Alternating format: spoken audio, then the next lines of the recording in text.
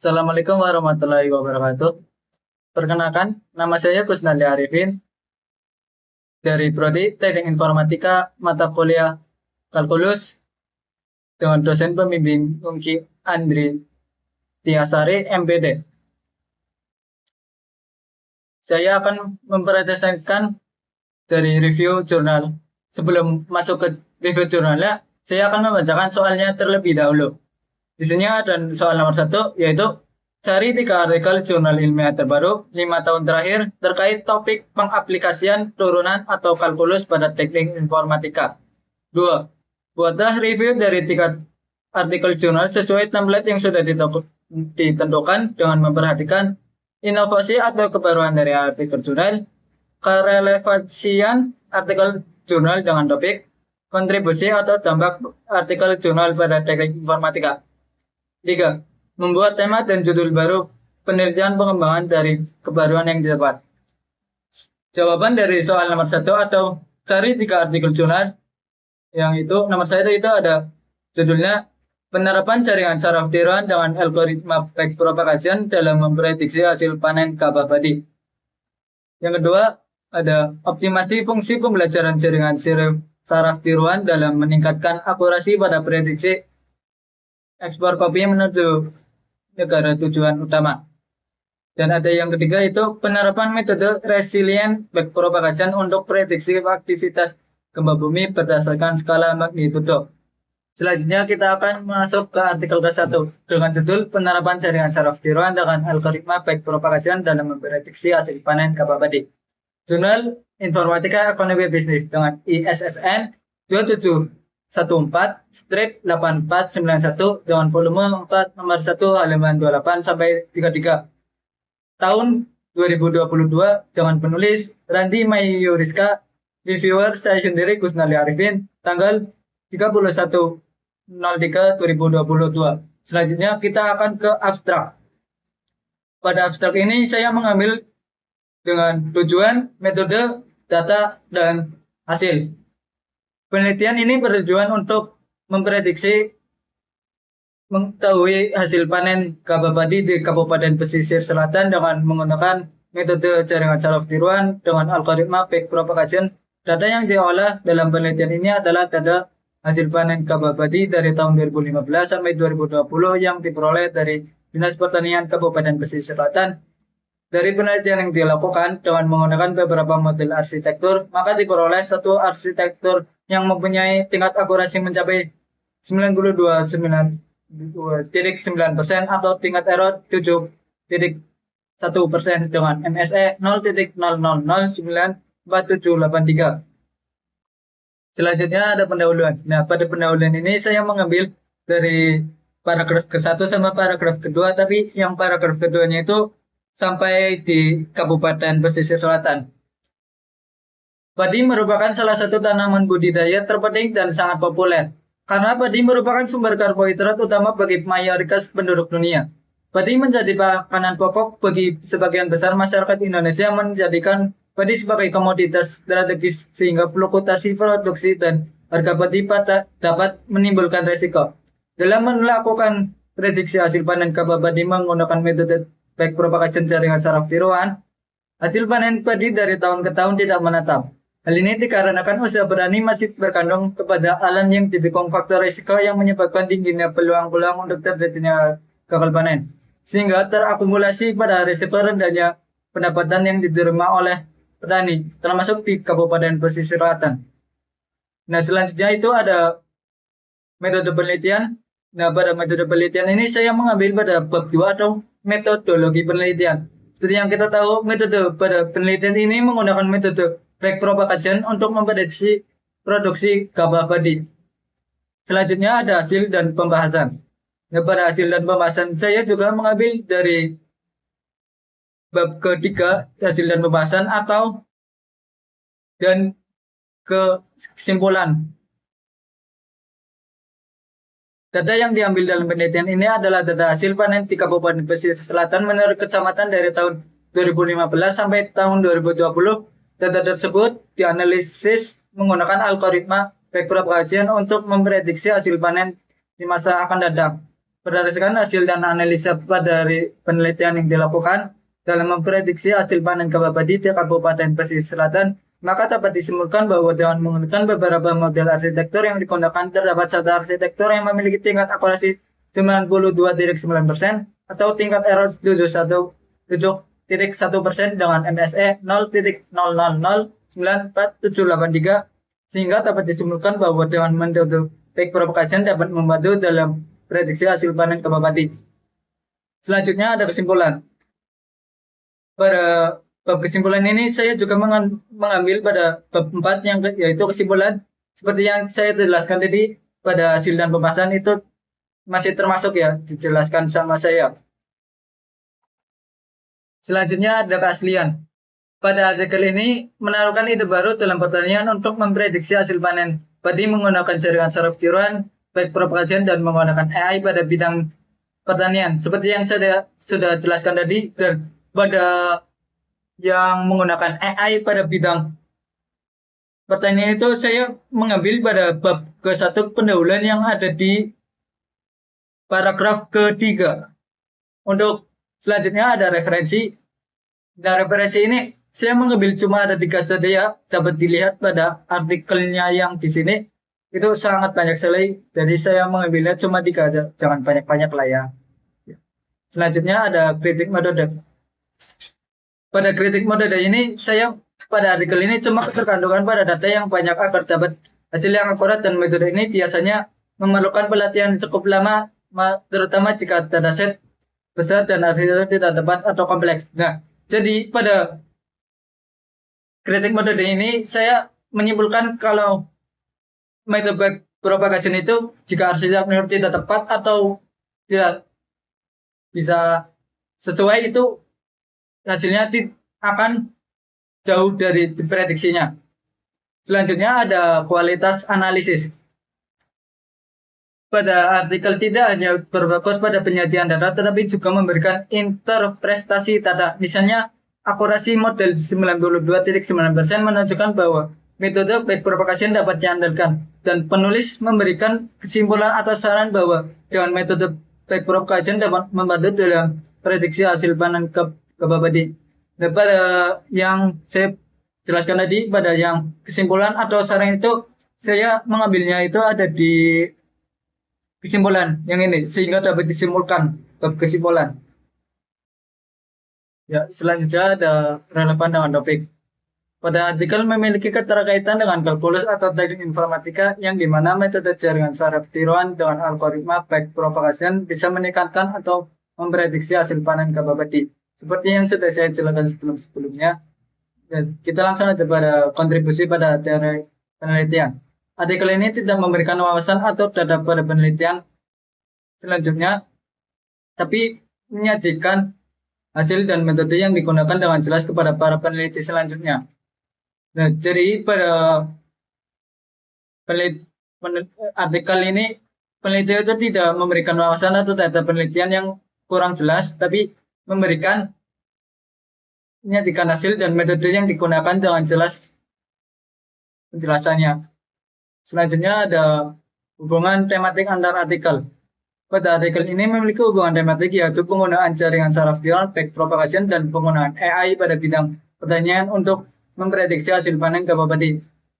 Nah, seperti saya yang dijelaskan pada bagian yang keaslian itu, ini sama-sama sama ya.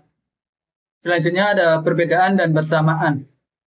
Nah, sebenarnya dari ketiga artikel yang saya review atau kerjakan itu, persamaannya itu menggunakan metode jaringan saraf tiruan dengan algoritma back propagation.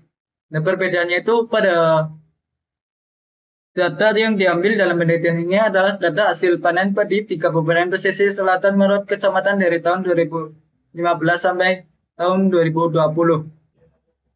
Ya, selanjutnya itu ada ide, gagasan, atau pendekatan baru yang diusulkan dalam artikel. Pada artikel ini menggunakan metode modern, yaitu algoritma back propagation. Seperti yang saya jelaskan sebelumnya, bahwa metode back propagation ini untuk memprediksi produksi gabah padi di Kabupaten Pesisir Selatan. Referensi yang jelas dengan tema dan hasil panen capability selama beberapa tahun untuk meningkatkan akurasi prediksinya. Nah, jadi pada artikel ini referensinya itu jelas ya, seperti pada daftar rujukan itu yang dari peneliti-peneliti sebelumnya atau artikel-artikel sebelumnya. Selanjutnya itu ada kelemahan. Pada artikel ini kurang membahas tentang tabel yang tidak menyajikan penjelasan yang cukup mendalam dan tidak menjelaskan tingkat error tersebut. Nah, jadi sang peneliti ini atau yang menulis ini artikel ini kurang menjelaskan pada bagian tabel-tabel yang ada di artikel ini yang tabel 1, 2, 3, 4, dan 5. Itu kurang menjelaskan lebih dalam, cuma menampilkan saja tapi tidak menjelaskan. Nah, selanjutnya itu tingkat error. Nah, kenapa sih bisa ada tingkat errornya sampai 7,1% itu kurang menjelaskan kenapa bisa tingkat errornya segitu gitu. Nggak dijelaskan. Yang selanjutnya ada hal yang perlu diperbaiki. Mungkin penulis bisa berikan analisis atau analisis yang lebih mendalam pada artikelnya. Menguji dan berikan visualisasi data untuk memudahkan pemahaman hasil dan proses yang ada pada artikel tersebut. Selanjutnya ada hal yang perlu dikembangkan.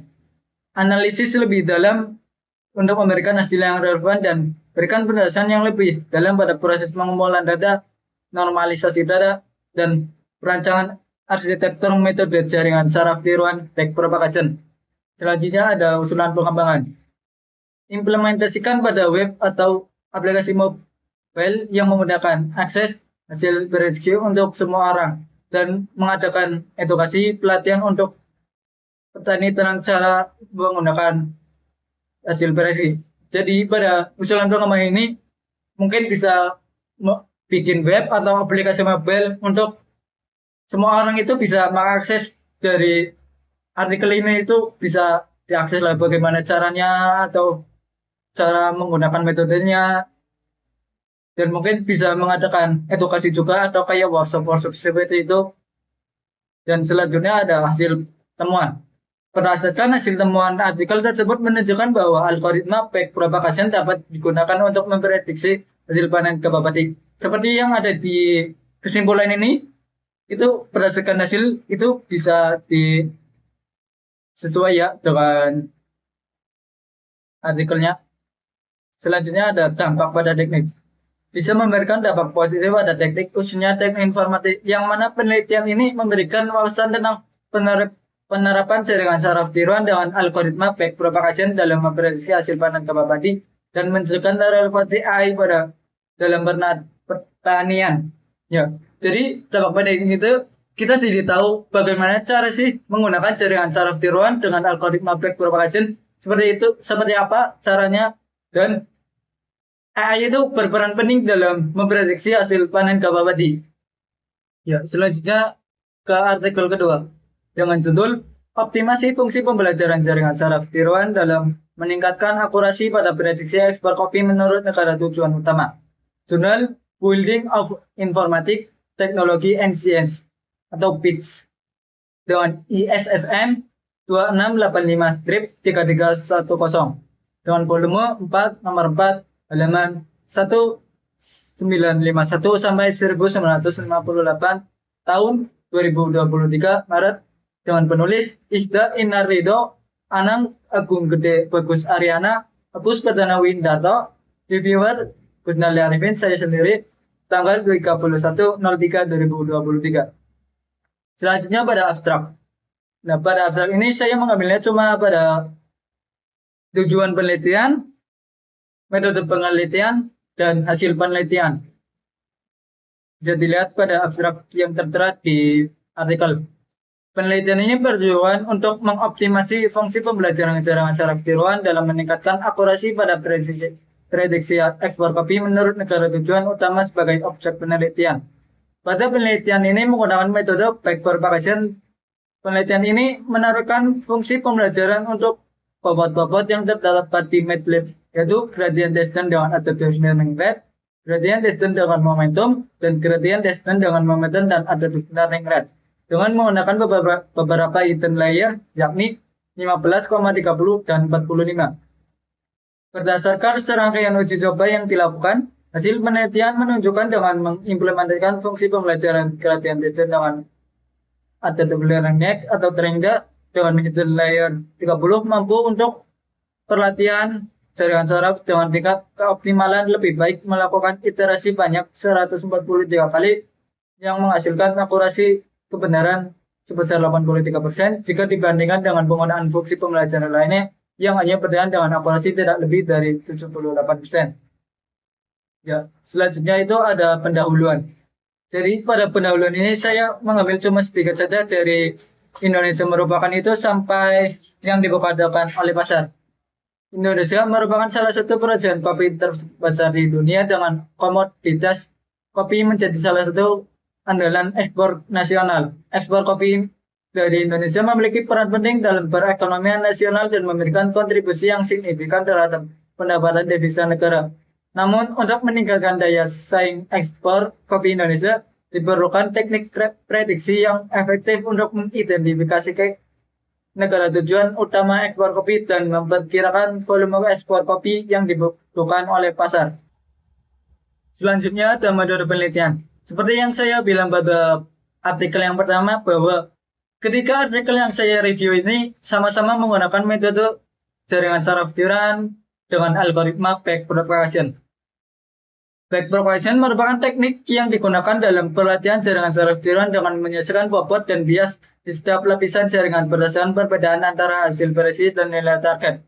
Jadi pada metode penelitian ini saya mengambil pada bab kedua atau metodologi penelitian seperti bisa dibaca ya di artikelnya. Selanjutnya ada hasil dan pembahasan. Setelah data dinormalisasi, maka dilakukan pelatihan dengan yang ada dan juga dilakukan pengujian terhadap arsitektur jaringan saraf neuron dengan membandingkan fungsi pembelajaran di mana yang tingkat akurasi pengenalan pola yang paling sesuai atau mendekati dengan target. Hasil detail fungsi pembelajaran Training dengan hidden layer 30 mampu untuk pelatihan jaringan saraf dengan tingkat keoptimalan lebih baik melakukan iterasi sebanyak 143 kali yang menghasilkan akurasi kebenaran sebesar 83% jika dibandingkan dengan penggunaan fungsi pembelajaran lainnya yang hanya menghasilkan akurasi sebesar 78%. Nah, hasil dan pembahasan ini saya mengambil pada bab ketiga juga, hasil dan pembahasan bisa dibaca sendiri di sini sama di kesimpulan. Selanjutnya itu ada kesimpulan.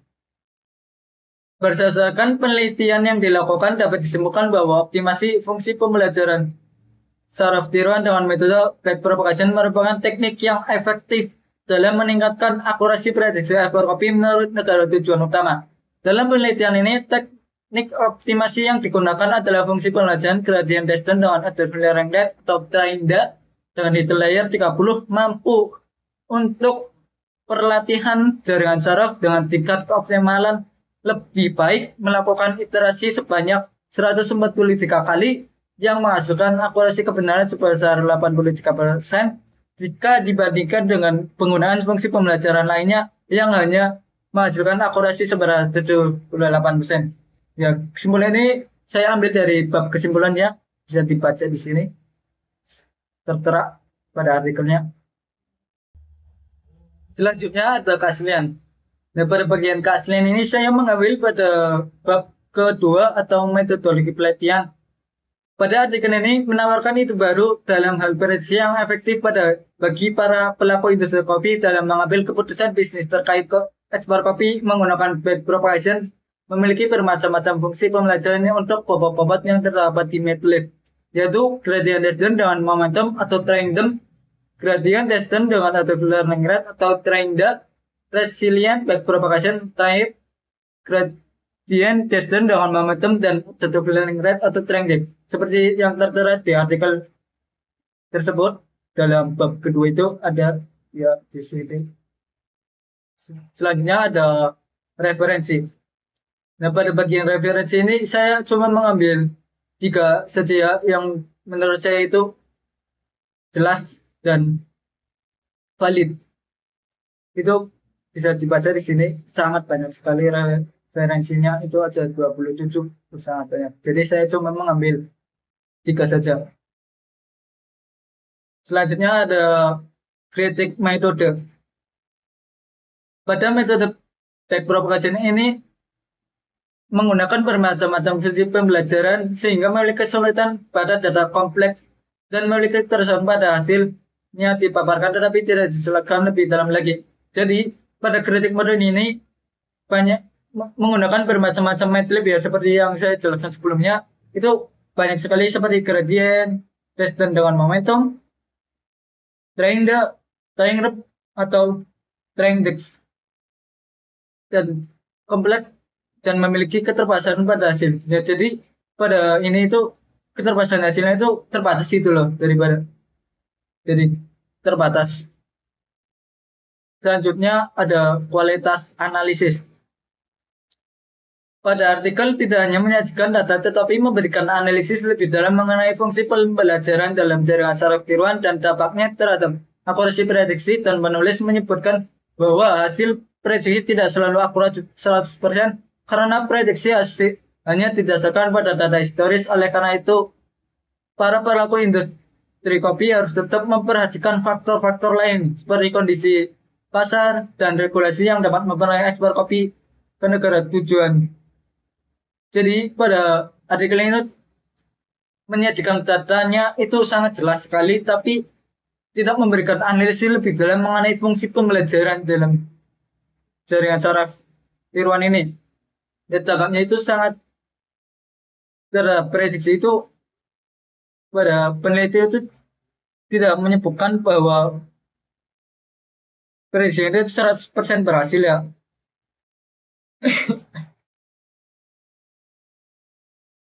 Seperti yang saya bilang pada bahwa hasil prediksi tidak selalu akurat 100% karena prediksi hanya didasarkan pada data historis itu, saya mengambil pada bab kesimpulan yang dari ya sini sampai ke sini ya, itu bisa dibaca atau dilihat ya. Selanjutnya ada relevan dengan topik. Ya, pada artikel ini memiliki keterkaitan dengan kalkulus atau teknik informatika. Alasannya pada optimasi fungsi dalam jaringan saraf tiruan berupa backpropagation memiliki bobot-bobot yang terdapat di MATLAB, yaitu gradient descent dengan momentum, gradient descent dengan adaptive layering rate, resilient backpropagation, gradient descent dengan momentum dan adaptive layering rate. Ini bisa memprediksi hasil ekspor kopi. Jadi pada relevan dengan topik ini saya mengambil pada bab pendahuluan dengan paragraf yang terakhir di sini. Ya, sini. Selanjutnya ada kontribusi pada teori penelitian.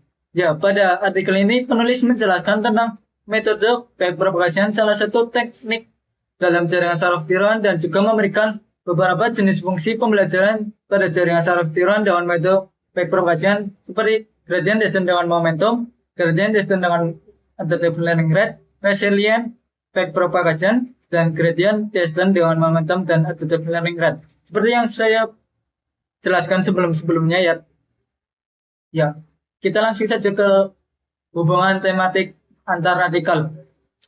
Pada artikel ini memiliki hubungan tematik yaitu penggunaan jaringan saraf tiruan backpropagation dan juga memberikan beberapa jenis fungsi pembelajaran yaitu training, train,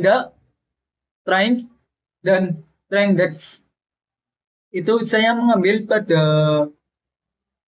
di metodologi penelitian atau bab kedua ini, yang A, B, C, dan D.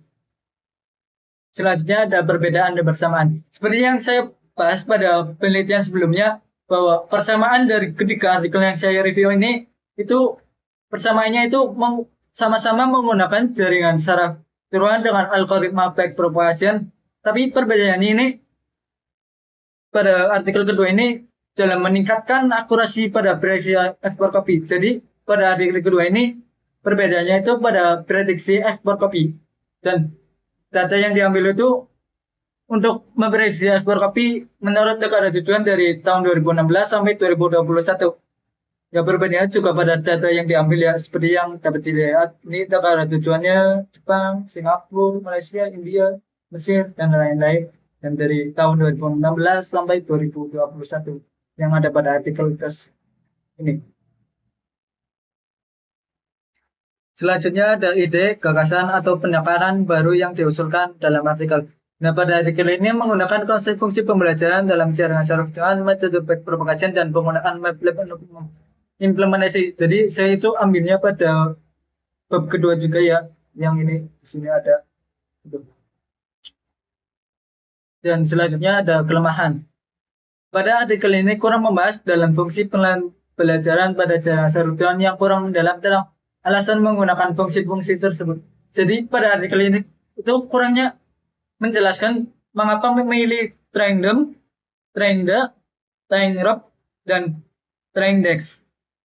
Selanjutnya ada hal yang perlu diperbaiki dan ditingkatkan. Penulis mungkin bisa mempertimbangkan untuk analisis pada faktor eksternal dan visualisasikan data seperti grafik dan tabel yang menunjukkan perbandingan pada fungsi pembelajaran pada jaringan saraf tiruan. Selanjutnya ada hal yang perlu diperkembangkan. Penulis bisa mempertimbangkan untuk menambahkan lebih banyak referensi yang membahas pada penelitian sebelumnya pada dalam bidang ekspor kopi, berikan alasan mengapa Trainde lebih efektif dibandingkan dengan yang lain, yang seperti Traindem, Trainrep, dan Traindex. Dan kumpulkan lebih banyak data dari berbagai sumber seperti data pasar global dan kebijakan perdagangan global. Ya, perlu dipertimbangkan juga ya seperti yang saya bilang tadi. Selanjutnya ada usulan pengembangan. Mungkin pada usulan pengembangan ini bisa menyelenggarakan workshop atau semacamnya bagi pelaku industri kopi tentang cara menggunakan metode prediksi dan memahami hasil data yang dihasilkan dan buat platform digital untuk mengintegrasikan model prediksi dengan data real time atau nyata untuk memberikan informasi lebih cepat dan akurat. Nah, mungkin bisa menyelenggarakan workshop untuk sharing-sharing seperti dengan pelaku industri yang lainnya ya, dan memahami data.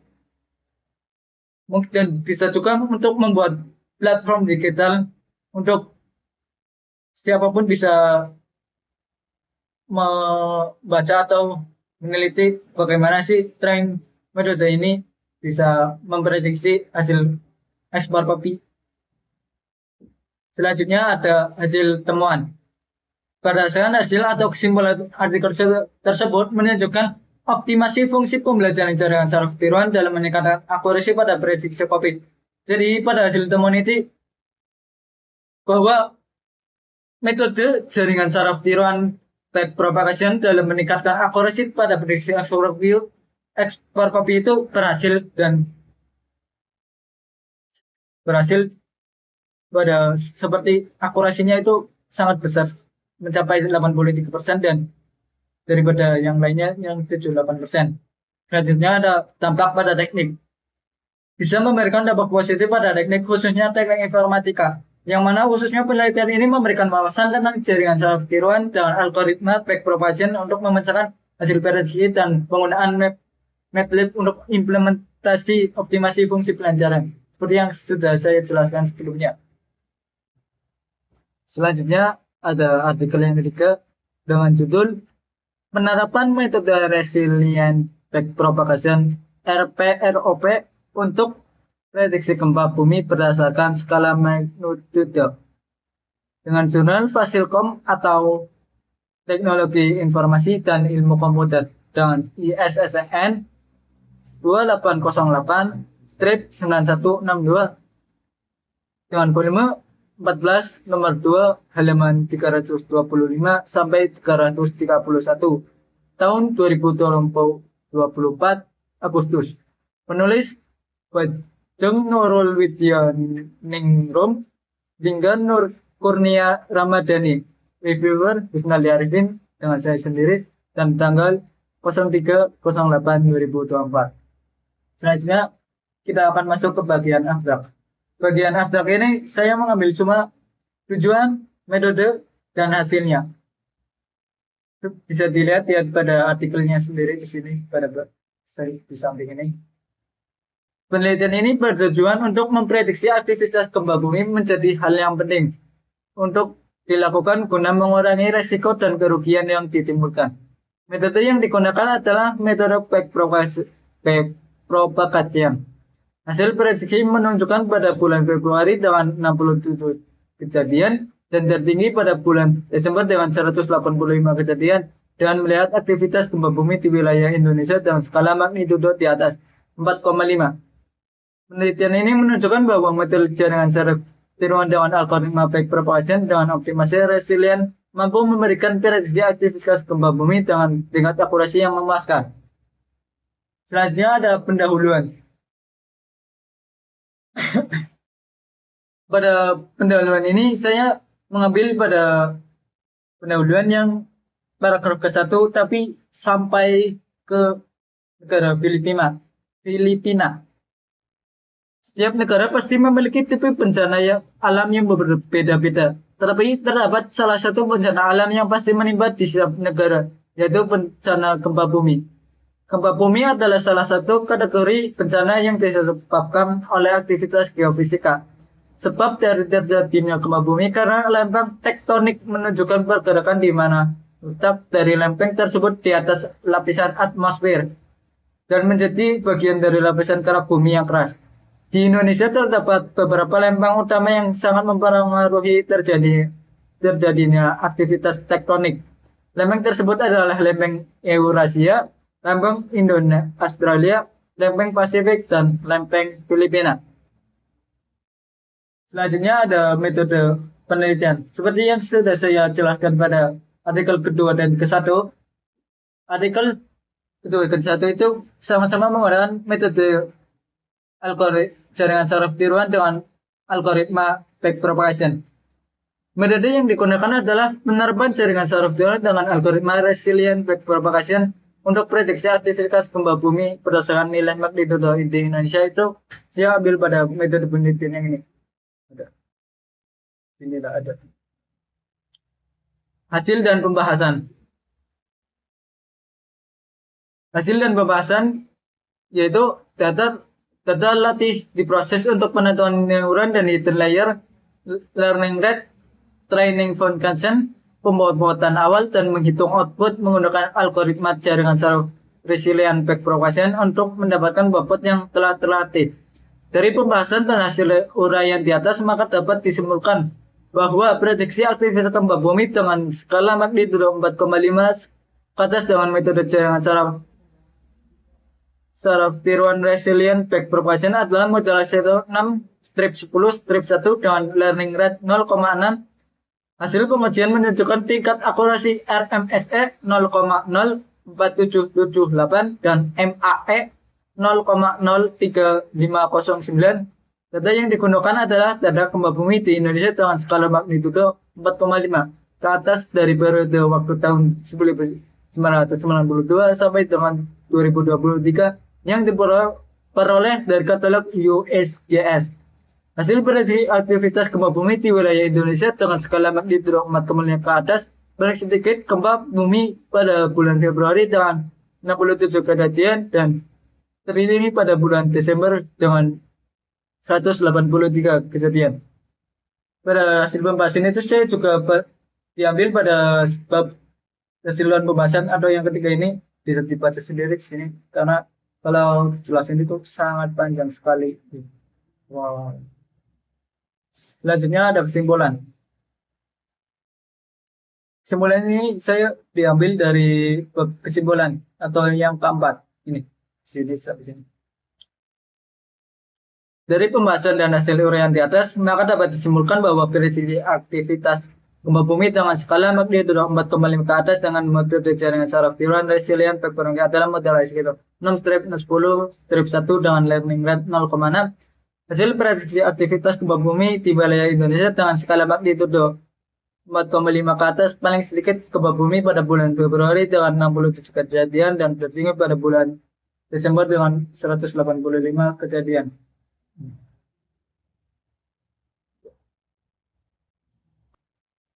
Selanjutnya ada keaslian.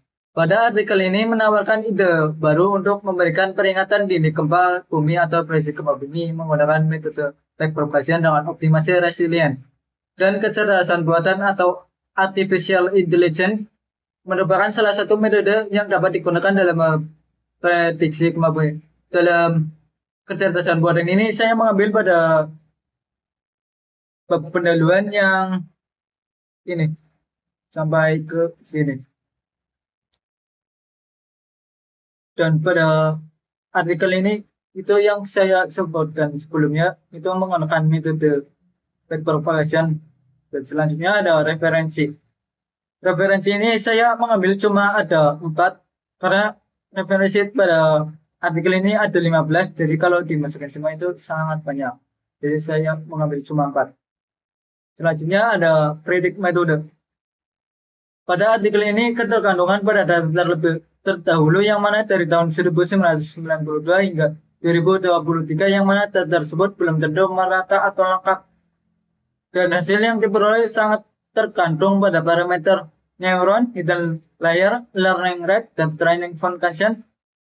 Jika tidak dioptimalkan dengan baik, dapat menghasilkan performa atau hasil yang tidak akurat.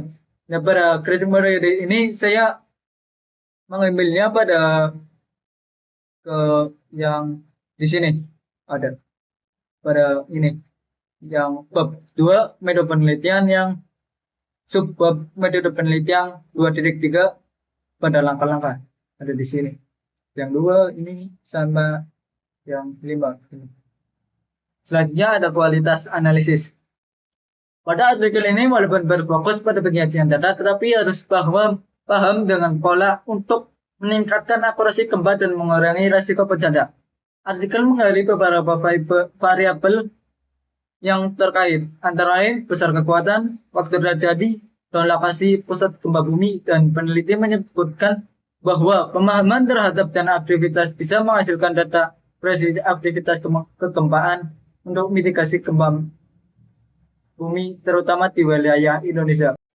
Selanjutnya relevan dengan topik. Pada artikel ini memiliki keterkaitan dengan tema kalkulus atau teknik informatika.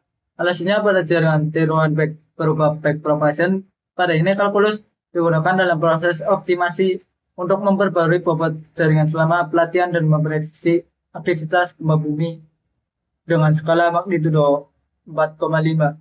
Saya itu mengambil pada bagian yang ini. Banyak lagi di sini bisa dicari sendiri. Susah. Kontribusi pada teori penelitian.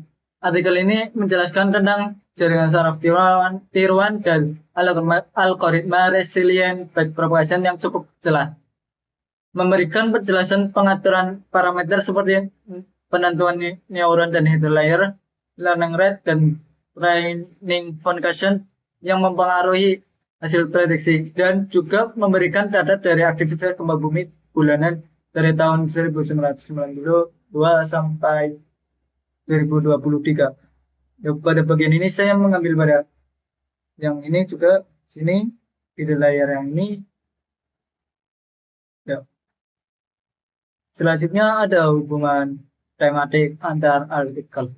Pada artikel ini memiliki hubungan tematik yaitu penerapan jaringan saraf tiruan dengan algoritma resilient backpropagation untuk memprediksi aktivitas gempa bumi dengan skala magnitudo 4,5 ke atas. Perbedaan dan persamaan. Seperti yang saya jelaskan sebelumnya pada artikel 1 dan kedua, persamaan dari ketiga artikel itu sama-sama mengadakan dengan jaringan saraf tiruan dengan algoritma resilient backpropagation. Perbedaannya itu ada pada datanya ya. Yang dari artikel ini datanya itu dari periode waktu tahun 1992 hingga 2023. Ini ada data aktivitas dari bulanan dari 1992 sampai 2023. Selanjutnya ada ide, gagasan, atau pendekatan yang disusun dalam artikel.